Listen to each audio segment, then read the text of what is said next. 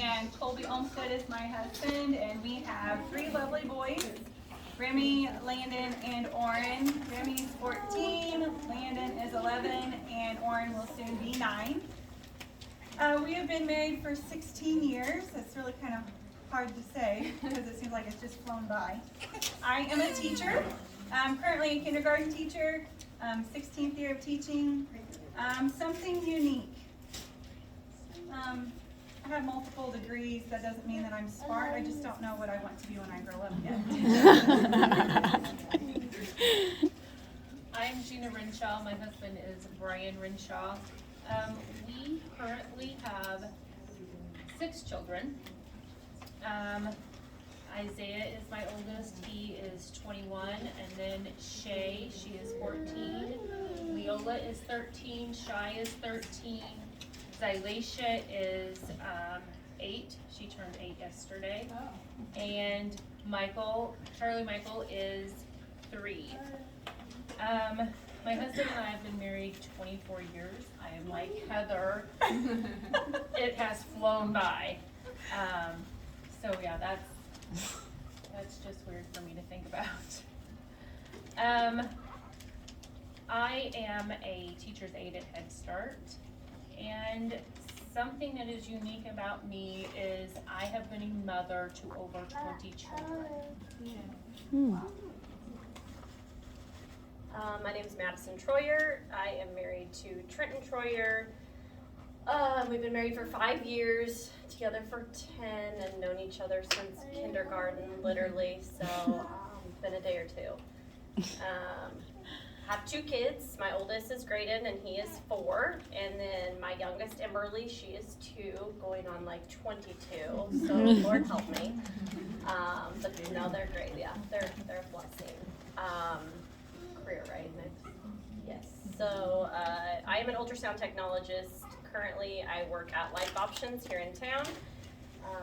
If you don't know about it, check it out because it's a great ministry to help women. So, something interesting about me. So growing up, I did not miss a day that I did not ride a horse at least 3 times a day. Like, I lived, breathed riding my horse. Like, that was my best friend, that was my go-to. Like, I was sad that, yeah, she was my best friend. So might sound weird for people and like, never knew that about her, but do what? Tell us her name. What's her name? Yeah. 2 Bears.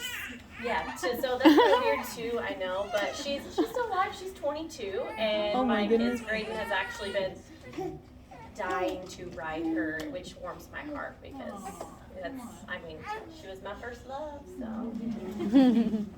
I'm Samantha Kaufman. I'm married to Marvin Kaufman, and we've been married for 3 years and been together for 9. We have 3 children and 1 on the way. Danny is 5, and I have twin girls, and they're 2. And this last one is a surprise. And I stay at home with my children, so. And something unique about me. I've been thinking about this all day. And I guess the only thing I can come up with is I'm one of those people, I don't like to cook the same thing, so I always try something new. Like, I don't like to eat the same thing. Mm-hmm. So, constantly trying something new to eat. She is unique. My sister-in-law. I love her. I love when she says, hey, do you want to have a day of cooking?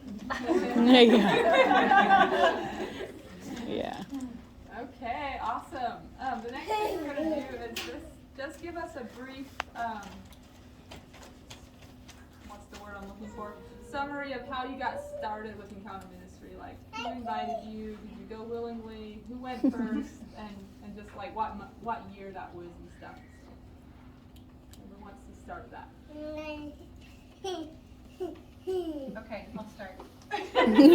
So, my husband got introduced to Encounter Ministries first, and he works at MFA, and at the time he was working at the Laredo store, and Matt Foster came by and had been wanting to ask him, and he came home and said, hey, I guess I'm going to be going to this men's encounter thing. And I think this was probably around a December November type of thing. And he goes, I'm gonna go in January. I said, okay. I said, what is it? He goes, well, it's, you know, it's kind of like, I guess, kind of like church camp for guys. I said, oh, good. So I was really excited, mainly because we had been going through a lot of struggles, just here and there, just with life in general. You know, which church should we settle down in? You know, what's the best for our kids? We knew we were not where we wanted to be. And I felt like I was praying more than what he was. And sorry, I'm gonna get emotional. But I knew this was gonna be a really good thing for him. So God started dealing with my heart too, just to pray over him and for what he was about ready to go through. And I just felt that peace of God just be so excited for him. And I was so excited for him, and I couldn't wait. I was like, quit asking questions. He wanted to know all the details. I'm like, you're not supposed to know all the details. I don't even know the details. I don't even know what this is. Just go, just do it, just have fun. And God moved. God moved in the way that I had been praying for so long. And he brought the man that I had always dreamt would be my husband back that weekend. And it was amazing. It was really, truly amazing. And he has sought the Lord and stayed diligent. And a lot of things have changed. I mean, he came back and apologized for lots of stuff that he had done. Pornography is a big one, but God had already dealt with me with that, I guess, in the background, and I just knew, and I was so quick to forgive because I knew that was something that was in the past. I didn't have to deal with it anymore. He came clean out of his mouth. He apologized to his boys the next day about how he treated them. And we had so many conversations that we have longed to have for so long. And this was just 2 years ago, ladies. It's going to be 2 years this coming January. I mean, that's 14 years of our marriage that we fought, clashed, banged heads against what we thought was truth for each one of us, and we're not on the same page. And my life was not perfect either, and that's just another story, but it was very overwhelming, but it was so freedom finding. And when you have your oldest son say, Mom, I know Dad's changed. How do I get that? That rips at your heart, and you know that they've noticed too. And just say, you go talk to your dad about that. So, okay, I'm gonna stop there. Somebody else's turn.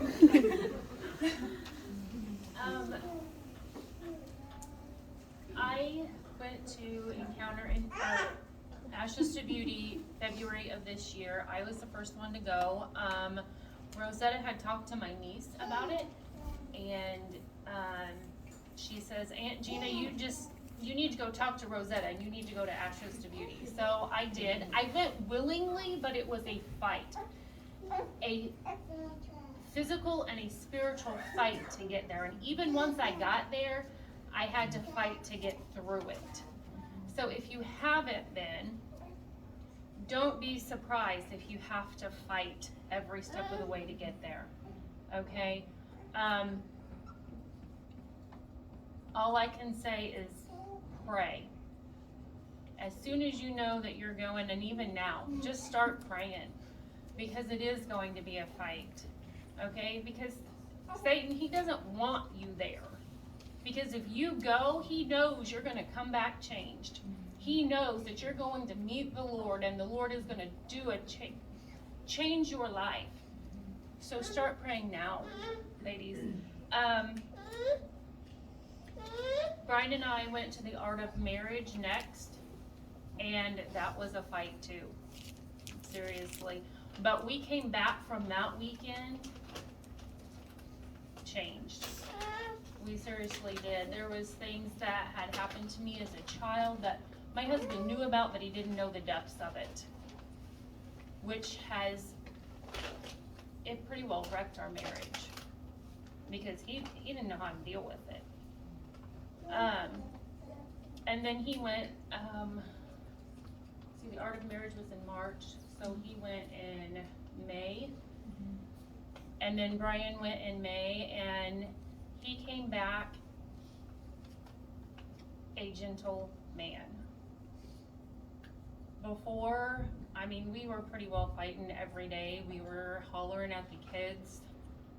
He came back and it was quiet. There was a peace in my household. And I haven't experienced that since we first got married. We were introduced to Encounter Ministries. Eddie Kurtz actually invited my husband, after talking to Trenton, his dad had mentioned something to him. Well, he just, Dad, you know. So Dad, okay, Dad.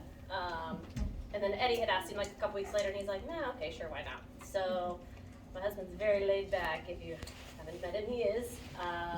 And so he went. His first time was August of 2020. Started a whole new journey for us, and I don't ever want to look back.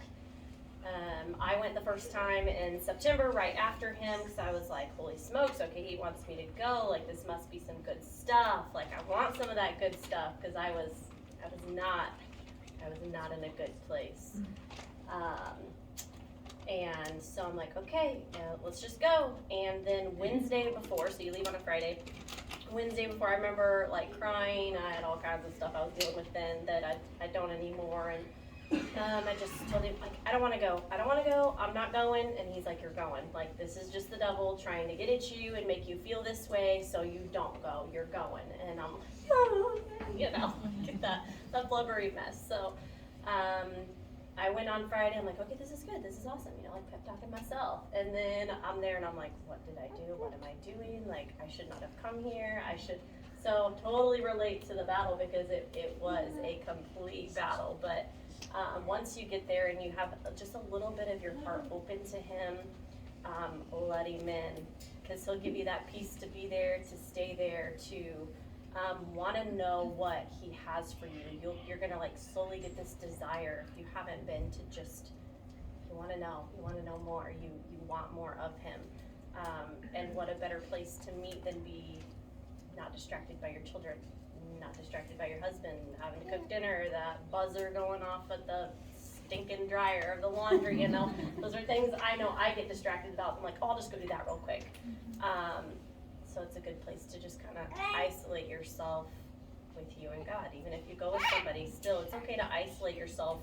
You're not leaving that person. You're there for you and God. So, and they're there for them and God also. So that's when we first got introduced, and yeah, it's changed our life. My husband went in October of 2018. He was asked by Freeman and John several times. Well, let's just say from like the beginning of the year all the way to October. He did not go very willingly, but he went so that you could say that he went and they would leave him alone. And that's what he did. And then Christine and Karen also asked me to go. And I was like, he went, I'll go. And that same, it was February of 19 that we went, and there was a snowstorm. And it took us 8 hours to get there. And I was just like, what are we doing? Why are we going? Like, can we just turn around and go back home? I didn't go with an open heart. Okay. It's okay. It's all right. And we didn't get to change that. All the other ones got.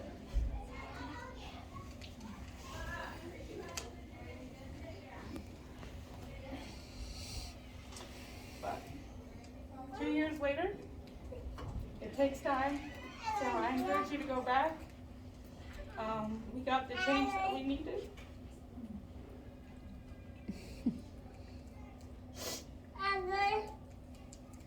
So just keep praying for it. And he'll do it, no matter how long it takes. It's God's timing for sure.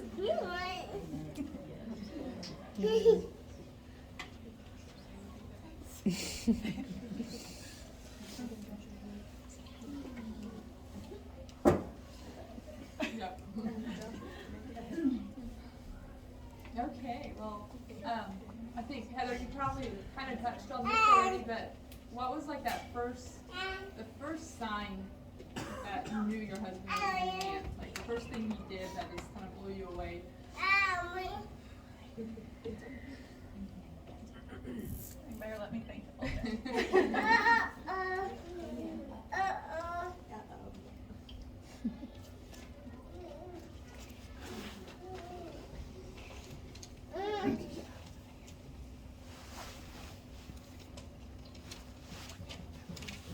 The way that he held me and the way that he kissed me.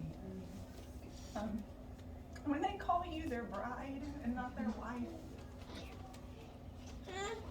that just, I don't know, it just makes me feel so honored. And him praying over me was something that, yeah, my husband's prayed with me before, but actually praying over me and holding me while he's praying over me probably was that biggest part of, oh my goodness, where did you come from? And I don't ever want you to leave. God, thank you so much for, pulling him out. And, I don't know, I'll think some more, but that's a big one. Yeah. For me, it was when he raised his hand to worship. I knew this was a different man. True enough. Yes, I would agree there too. So, any of you want to add to that, like something that your husband did when he first came home? You're like, this is different.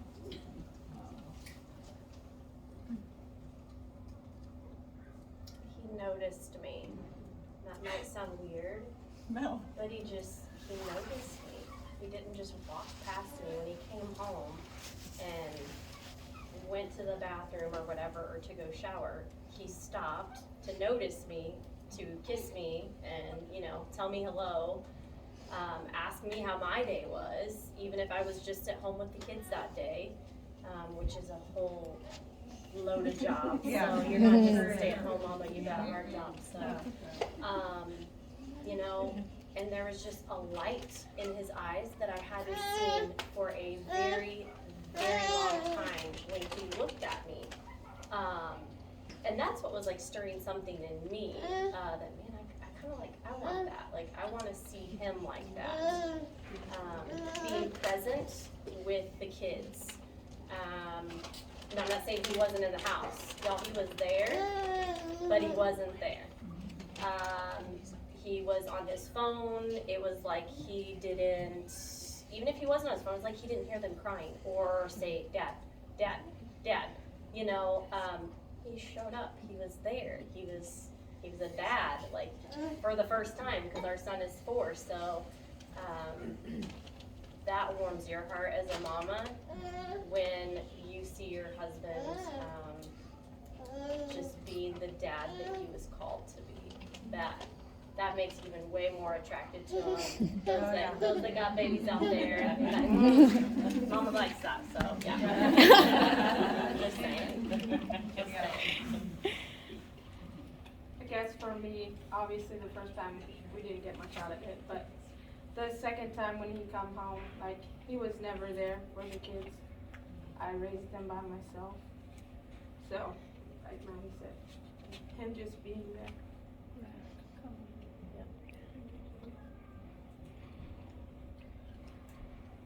So my husband is a little more, I guess, a little slower. So he's been home for like the last almost 3 months, because he's had a surgery, and so he's been home. But just to watch him interact with our kids now, and last night Shay wasn't home. Our kids have their chores, and he just got up and started doing the dishes because she wasn't home to do them. And just to see him do that, I mean, that is just, it's a change in him.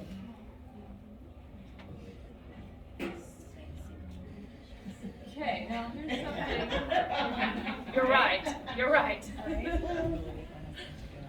gonna be a little harder, a little more vulnerability here, but was there anything confess, that took a while for you to process and to accept. Madison, why don't you start us? Okay. So Trenton obviously went in August. The praying over me and stuff was like weird for us because we hadn't done that, but I liked it. I was like, okay, what is this? This is cool.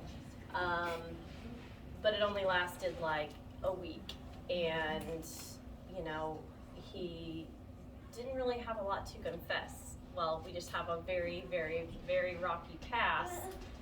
And he had dealt with porn in the past, like when we were just dating in college. And I just had this weird hunch, which it was totally God, and you know, he totally confessed to me, never gonna happen again. This was our freshman year of college. So the second time, it took the second time. You know, it's okay if your man comes back after the second or third time and still has something to tell you. It's in there. God's just working him in other ways, and maybe timing for preparation of your heart, like mine, because then I went in September. So my heart was not totally prepared. It was more prepared than it would have been if I wouldn't have. So when he came back in October, that's what he confessed to me again, that he had been battling it 6 months after he stopped in our freshman year, all the way through dating, through marriage. You know, I mean, we went through the whole stuff, marriage counseling, before you get married, whatever that's called. You know, lots of conversations, looking him in the eye, tons of hunches. So, you know, I had to work through how to forgive him the first time when I wasn't following Christ, and that was hard, people. I never really forgave him for that in the past. You know, there was some other stuff going on then too, but that's for another time. So then whenever it happened again, it was like, if you guys have ever been hit by a wave when you're standing up in the ocean, you're not prepared and you get knocked over.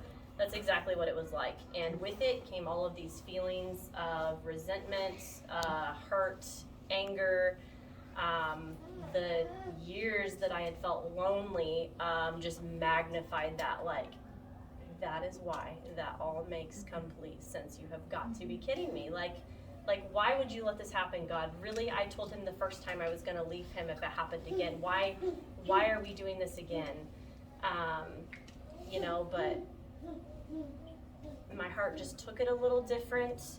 I looked at it in a different way. I looked at it through God's forgiving eyes, and not saying the hurt some days isn't there, because it is, but he helped me to overcome that and to forgive him. And when I truly did, I did not do this on my own, okay? That's what we have our Almighty God for. And when I truly gave it to him and forgave him, I came home and saw my husband like a completely different person. And I loved him dearly. And we just keep building upon that. That was a really hard thing for me. I know everybody, nothing is greater or less than, so, you know, someone might be like, oh man, I didn't have that go on, or I had something worse than that. You know, it's all a sin, and it all might cause us hurt, but you can overcome it. We've grown so much stronger from this communication. That's a big one. But to see him broken when he told me, I knew that God had worked in him so much. I mean, my husband was sobbing before he ever told me. I mean, sobbing. And in my heart, I knew what he was about ready to say. I just knew it. So that was that preparation, probably from September, you know, that I didn't see coming. But, you know, I had a friend tell me that, you know, Madison, it's gone on for 7 years and you didn't know it, but 7 is God's number of completion. 8 is the number of new beginnings, and this is your guys' new beginning. And she's so totally right, but that's God's word, and I love it. You know, this new journey that we're on is unbelievable, and we're closer than ever. Better parents for our children, but communication is definitely one of those that, you know, I can ask him something and trust that he's truly gonna tell me if there's something really there, so, yeah. Okay. Did any of you others have anything you wanna add to that, like, or a story to share on that, like confessions that hurt you, that you had to work through? I know there was a tricky spot after Colby came back the first time, and we had started coming to Post before I ended up going to A to B in February. We were honored to be able to take a trip with MFA to Mexico, and normally those trips, whenever they are allowed to go, I will not lie, it's a nice party away from home. And we had already been on one a couple years prior to, and it was probably one of the worst experiences as a couple that we had had in the most beautiful area, you know, that we could have been to. And I was very nervous, and I remember I was in Christine's class for the first time, and I just asked for prayer because I knew it was coming up, and I was very nervous because I knew all of this was gonna be out there for him, and he had just gotten back, and I've gotten this husband, you know, that I've always wanted, and I did not want anything to happen or backslide and get back where it was. I was so shocked, and I had a new level of honor, or just, I don't even know what you wanna call it. I was just kind of in disbelief for a little while, but I was so amazed and proud of my husband because he did not drink. And every time that he was by himself, and I would be able to kind of see him out and about when the meetings were over, he was by himself and he had his phone, but I knew what he was doing, and he showed me later. I mean, he was running through either verses or a Bible story, or, you know, YouVersion app has got all those different Bible app things on there, and he would talk to me about those whenever he came up. He goes, I just had to isolate myself and get away from them. And I have been so proud of him for that, but that was a big struggle for me because I was so afraid. You know, I didn't want to doubt, but yet that doubt was there. It's just like, God, please help my unbelief. But it was a big wake-up call for me, and for him to prove to me that, you know, I'm all in. So there's that little, just don't give up on him. I will add into this. I was contacted by somebody before, you know, whenever he was getting ready to go, for talking about, you know, what was gonna kind of happen down there with Men's Encounter, and God put the right people to call me. This gentleman that called me was absolutely amazing, and it just happened to be at the right time that I needed him to call too. And he told me, he goes, I've been putting this off, but I finally called you, and you're on the phone for about 45 minutes. I was a bawling mess. And he shared part of his life story too, but one thing that stuck with me, ladies, was that your men are just human, and they're gonna come back, and they're gonna make mistakes, and they're gonna fall, but we cannot push them down further and say, well, you used to be like this, how come you weren't like that? It's our job to keep building them up and keep helping them along the way as much as we can. Because that's the one thing, you know, that I've learned from down there, is that our men need to be respected. And that's what they want probably more than anything else, is our respect, and to know that we honor them. So that's a dig deep for us, is to just help keep pushing them and promoting them to do what's good and what's best, instead of throwing our 2 cents in sometimes, which is what I know I tend to do whenever I get relaxed and down and stressed, and I've got to step back and be like, okay, you know, you've had a stressful day too, but God's here in the midst. Let's just think about all of our options and just go from there. But, okay. Well, that actually leads to a good question. I know, like, we hear, obviously, like you're hearing tonight, that some men come home and are so different, so changed. That's not everybody's story, and it's okay. Don't look at your man and think he's not there yet. But with that, like, did any of you experience any kind of disappointment, or like, did you have an expectation and then when you came home you're like, wait, that didn't happen, I heard this happen with them, but it didn't happen with us? Like, if you have anything to speak into that, I think that would be helpful tonight too, if you could do that. So when Brian came home, he was very quiet. My husband talks to everybody. He talked to a fence post. I like my son, Charlie. He will talk to anybody, but he didn't talk to me. He didn't tell me anything. And it's like I had to pull it out of him just for him to say anything to me. And I think that it's because for so long, I have taken the reins on everything. I mean, literally have taken the reins, and he hasn't had an opportunity to step up.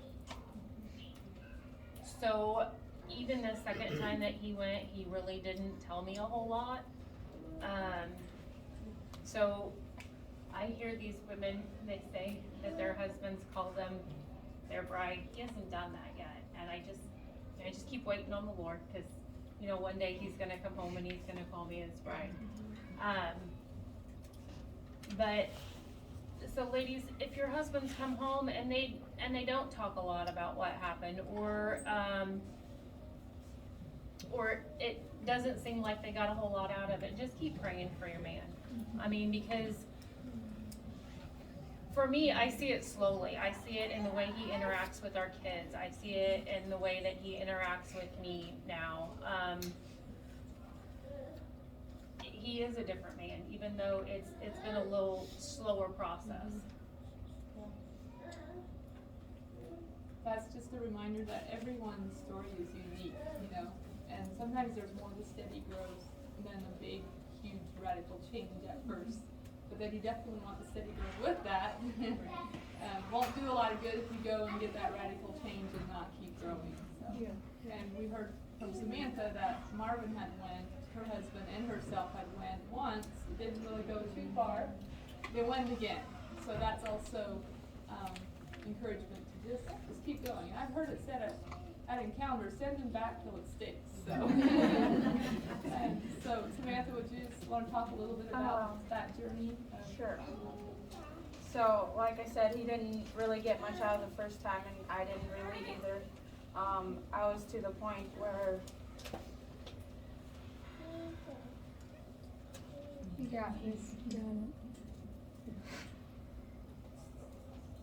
and I wanted to give up.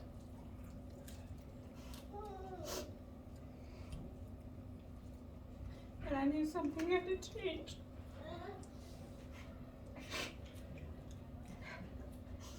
So I decided that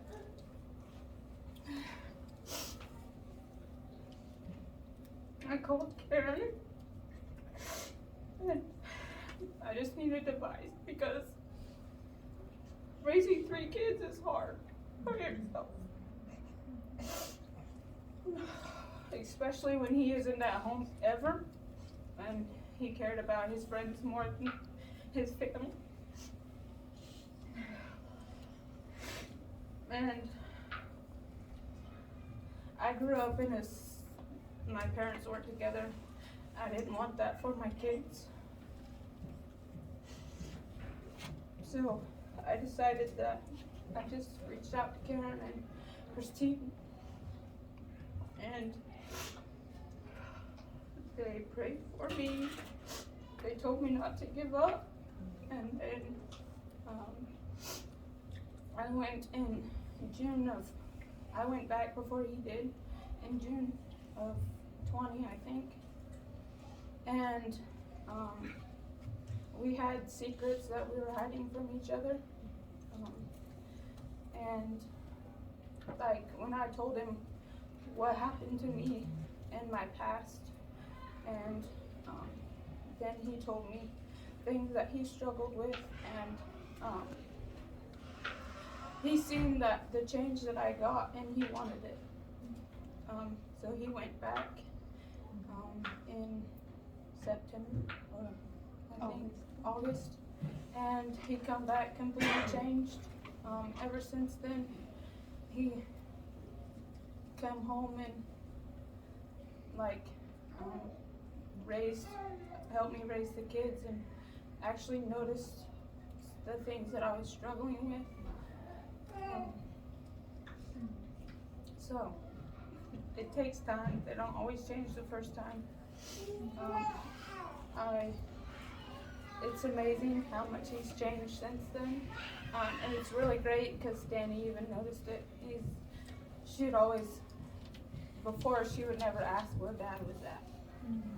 And now, if he's not home, she's like, Mom, where's Dad? When's he gonna be home? Like, she notices it.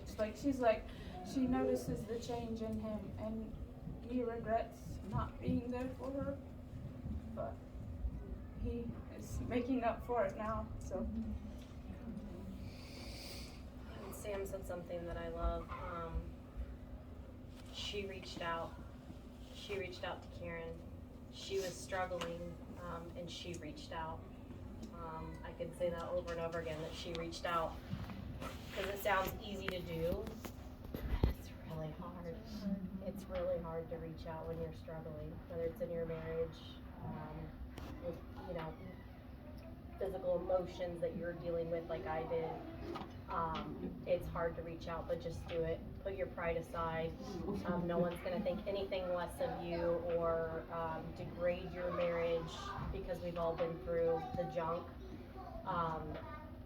But you can't be pulled out of the junk by yourself.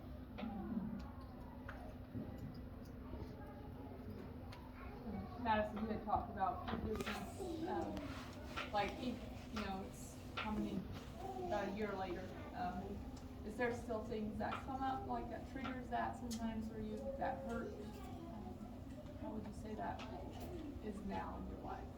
Yeah, so, I was never one to look at his phone, ask for it. I'm still not. But for me, a trigger is if he just gets really busy with work, because if you'll ever get the opportunity to hear in our marriage testimony, you'll hear about that. But, and he's not talking to me, the communication that I was like, oh man, he's blessed with that because he's so quiet, how he does now communicates when he's not doing that, then my mind tries playing with me and well, maybe there's a reason he's not talking to you. Maybe there's a reason he didn't say something when he walked in.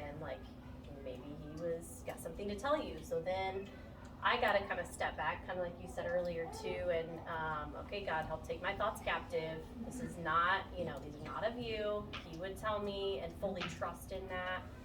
But those are triggers for me that make me want to go ask him, hey, is there something you need to tell me? He can probably ask you, or tell you. I have asked him that thousands of times. Hey, is there something you need to tell me? And now I could ask him that if I have that trigger happen, and fully believe that he's telling me the truth. I feel like I'm gonna go there with this. I haven't told anybody this but one person. So he had buried this so deep. Obviously he had the past with porn whenever we were just dating. So I would obviously not be a fan of strip clubs and anything of that nature. I thought I knew everything that went on at their bachelor party, and so he had stuffed that so deep he thought he forgot about it.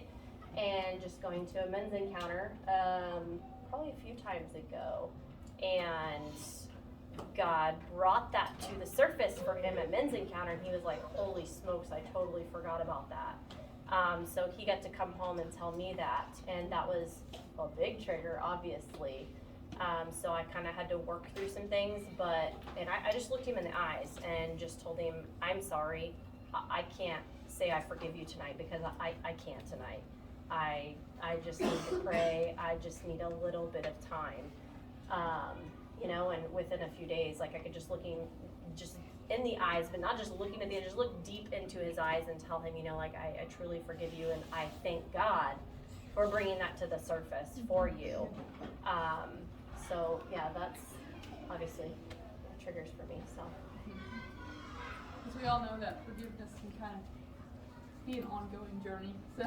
Yeah, at times, you just have to choose it again. Oh yeah, You don't want it to hurt us again. absolutely, Yeah. so it's, present with the kids is a huge one, a lot of forgiveness that I had to go through there too, so. So Gina, you had touched on this, when you're so used to being the leader, kind of spiritual leader of your home, and your husband comes home and it's different. It's his job basically. Well, you're a team, but the transition of that, like, if you want to talk a little bit about that, like how that works in your house. I know you're still navigating it, right? We are still navigating it. So, I mean, we've always went to church, you know, we've always done that, but then there was times where he was just, okay, well, I'm too tired, I don't wanna go. You know, and we fell away for quite a while, and then we moved back we moved back to Trenton about 13, 14 years ago, and it just seems like it was a pull to get him to come. I mean, some days we just really we thought about it. I mean, he would say, no, I don't want to go, and then I'd get mad and just, you know, walk off and rant. But now, it's like, he hasn't been feeling good at all this week. And Sunday I asked him, are you gonna go to church? And he's like, honey, I just can't. I just really do not feel good. And that was, okay, you know, the Lord has this. I'll take the kids and we'll go to church and you can be here and rest. And, so for me to let go and not have that fight, that's kind of been hard because I am the one that has always taken the reins. So, but he is slowly stepping into that role, and it's nice not to have that burden. To be quite honest. Hey, my life was a lot like that too. Which we both came from very good Christian backgrounds, but you know, just as you grow up in life, you go into your own sets of your ways. But I'm quite a few years older than my husband, so I felt like I was kind of getting there a little bit more first. But yeah, I was kind of like you. I just was like, no, we need to be in church. This is what we need to do. And he was kind of like, oh yeah, okay, whatever. And I don't really want to go today. And where are we gonna go? But you know, after he came back and his mind was switched around, he took over that role, and I just wanted to be like, okay, I don't have to do this anymore. You just take the reins. But I knew that I needed to be his partner, his teammate, and kind of do this together. But he has really stepped up, and it's like, no, we're going to church today. He will get the boys up, and it's like, no, there's no option. This is what we're doing. We're going to church tonight, and it helps so much. I mean, and it does. It takes that weight off where you don't feel like you're the one that's doing it all. It's like he is actually being the head of the home, you know, that religious, I don't want to say religious, but godly, you know, head of our home, and showing the boys Christ and your family Christ and how to live. And has ideas. We pray together every morning. We try to pray together every morning before the boys get on the bus, if they can hurry up and get together before the bus is coming. But it seems to be the thing now. But you know, but those are his ideas, not mine, and that feels good. Yeah. That he's taken that charge. So I get that. That feels good. When they realize that and take that on, I feel like, and for Trenton, it almost like I would see it almost gave him that sense of like, okay, like I'm the spiritual leader of the household, Yes. like okay, like I have some authority over my family, like in okay, I can do this. But sometimes you have to encourage them, you know, because I like to be a leader. I struggle with that. So, yeah, you know, I mean, there was times I would sob and I would just, I remember sobbing to a friend, you know, I feel like I'm leaving my husband behind spiritually. Like, I don't know what to do. I made a decision, like, I'm just gonna keep going and just keep praying for him. I'm just gonna keep going. Just keep going, ladies, because it worked. Just keep going. Just keep praying. God will catch him up in his timing, you know, so. Although we want, like, why are you not, like, you want to so bad, at least I did, like, why are you not seeing these things? Like, why are you not up here with me? Just keep praying, because he'll be there. And then he'll be that spiritual leader. He'll be praying over you, praying over your kids, and yeah, it's good. It's good stuff. I know it's honestly all of our longing. Every lady, every woman has that longing for a man to be the spiritual leader of the household. We could hear that just from all of you speaking. But I do also know sometimes when the role has been switched for so long, it can be hard to transition into that. Like you said, we kind of like to be in charge too at times. And so when they don't do it the way we want to do it,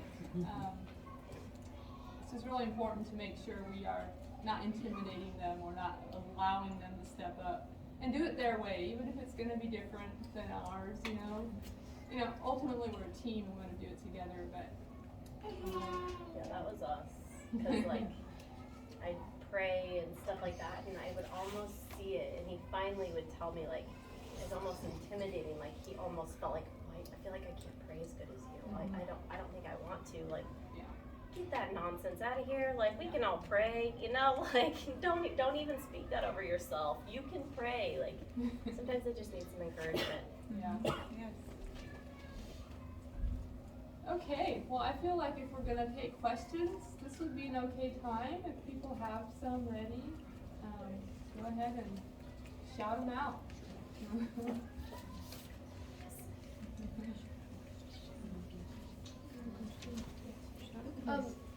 My husband did go to the last one, and he did come back changed. The question I have is, how do you show them the respect that they deserve and the honor? Because we don't live in a society that has any examples really to follow. So, where did you guys, I know Father gave it to me, through prayer and everything, but could you give us more of examples of what it sounds like? Because we really don't have any idea what it sounds like. It's not on TV, it's not in movies, it's not in our society anywhere I can find it. And so, I pray to speak to him properly, but it's been a struggle our whole marriage to have that respect. He says I don't give him respect, and I wait to be called upon to give assistance. And my culture is different than his culture that we came from. We serve them hand and foot for my culture, and then he didn't want that, so I thought that was showing respect and honor. And so we're having this kind of chaotic. So could you give us more examples of language you use to show this respect and honor for them, since he's home and they're different? Okay, so her question, for those who couldn't hear, was kind of just asking advice on how to show respect and honor to your husband after he comes home, is changed, or just any time, really. So I guess whoever feels led to answer that. I don't know if, because I know you say your cultures are different, so things that you do, maybe for me, because I was always wanting to take the lead and wanting to make the big decisions, no, this is what's right for our family. For me, it was learning to let him make those decisions and me giving him affirming words. So, honey, I respect your decision. If you want us to go that you feel that's the best route for our family, I fully support you. So, saying things like that, because maybe his isn't, you physically doing things is like he's not maybe feeling like you're respecting maybe. So yeah, saying words like that, even during the day, I'll send him a text, because there would be days I would not say a word to him, and just get in my own busyness and not acknowledge him. Just sending him a quick text like, hey, I love you, I hope you have a blessed day, giving more affirming words. And that's what's really helped us, especially with big life decisions. I don't know where you guys sit with that or who kind of makes those decisions, but that really helped us and let him see hey, she respects me a little bit more. She's not just trying to run me over and into the ground like maybe I once would. So that's what worked for me anyways. Ours is probably communication. instead of me making the decisions, I ask him, you know, hey, what do you feel about this? Or, you know, I want his input on it, because before I would just say, hey, this is what we're doing, this is when we're doing it, this is how it's gonna happen. I mean, that's just how life was. So now I ask him, okay, even if it's like a vacation, you know, hey, where do you wanna go? You know, where should we take the kids this year? Just things like that. And if he says, well, I don't know, you just do it. I said, no. I said, we need to make this decision together, because I want him to enjoy, you know, what's happening as well. So just that communication. It is a different language. I've had to step back. I was kind of like that, you know, where this and this. You're not home, you don't know what's going on, I'm doing all the scheduling for everybody else. But I had to step back and be more quiet and let him talk. And not be that strong comeback to say, well, you need to do it this way. This is what I think. I had to really step back and just stay quiet and think about and process on what he was talking about. And then kind of build him up from there. You know, I really think the way you're thinking is amazing, you know, and give those uplifting power words. And those are hard to come by whenever you don't know what those are. But just to be still and kind of be quiet for a while and let your mind just relax instead of being so quick to come back. But like Madison was saying, just quick text. I mean, if you're thinking about him, just to say, hey, just thinking about you, just wanted to let you know I love you. For whatever reason, you know, that might just be exactly what they need in the middle of the day. Or it helps you to let them know that, hey, I'm thinking about you. And they're actually being thought of. And I think that's a big thing too. You know, they do want to know that their spouse or significant other is really thinking about them throughout the day, and it's not just whenever you get home, what are you doing? What have you been doing today? And now what? So, but yeah, that is a struggle. It is a fight to figure out, you know, what do I need to do different to help uplift them whenever they come home? What do I need to do different to make that change or that transition, you know, even better for them and make them feel respected? One thing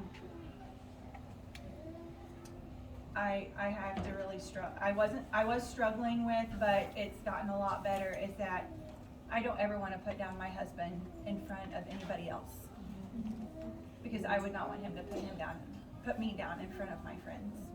I mean, even just talking with my coworkers at work about things that your husband does or you get so mad at, I'm now realizing I used to do that, and I don't want to do that anymore, because that tears down my husband. I don't know who those ladies are going to go and talk to. I don't know if they're going to go talk to their man, and then their man's going to end up talking to somebody else, and it gets back to my husband. I don't want that. I want to always build up my husband, even though I might be thinking those things. I don't want to let it come out of my mouth. So that's another way to respect your man as well. It's just to kind of take those thoughts captive and be like, no, I'm not going to go there today. I'll just think about it, but I'm not going to say it out loud.